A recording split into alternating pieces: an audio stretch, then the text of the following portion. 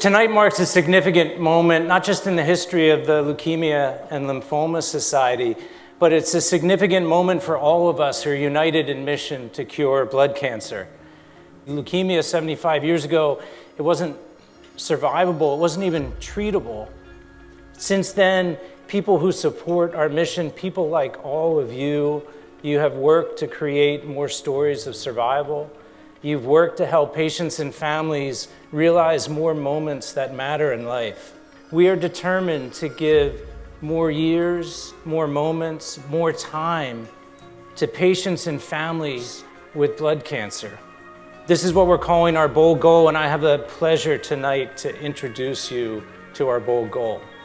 What we did is we looked back over the last 75 years and we looked at the annual US population, we looked at the annual survival rates for blood cancers, and we looked at the incidence of blood cancers. We can measure how many years of life did patients and families get because of innovations in blood cancer treatment. And after 75 years, LLS is in a great position to be able to look back and see how far we've come, be able to look forward and see how far we have to go, and to be able to challenge us to think about how can we accelerate, how can we get there faster. And this is how we came upon our bold goal. Our bold goal is that by 2040, where LLS will enable patients with blood cancer to gain more than 1 million years of life.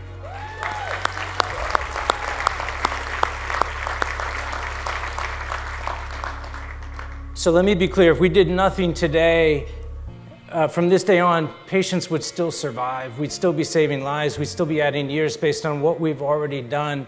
But our goal is to go beyond today's achievements. Our goal is to accelerate beyond today's pace of discovery. Our goal is to add 1 million more years of life than what we can currently do.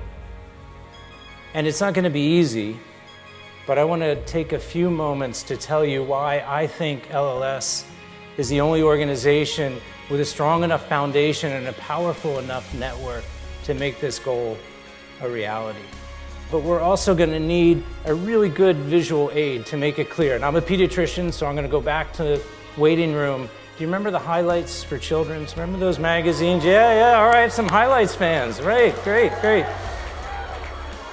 So in highlights, they have those connect the dot puzzles where you draw a line from number to number, and if you hold it out far enough, a picture will appear, right? Now imagine if highlights did an issue on CAR T-cell therapy. I know it's super weird, but it would be a cool issue, and stick with me on this for a moment, because the connect the dots puzzle would be the most complex you could imagine, with dots being connected all over the world and across decades. And one of those dots would be in 2010 when a gentleman named Bill Ludwig was the first to be infused with CAR T-cell therapy. But every connected dot puzzle has a start here, a dot. And for CAR T-cells, it wasn't in 2010 when Mr. Ludwig got his treatment. It wasn't in 2012 when we learned of the first pediatric survivor. No, the first dot for CAR T-cells was way back in 1984. And in 1984, two scientists, Tak Mak and Mark Davis, they were the first to clone the T-cell receptor, and this launched a field helping us to understand how this can work, how T-cells can work. And over the next several decades, more dots appeared as scientists began to study how T-cells can kill cancer cells.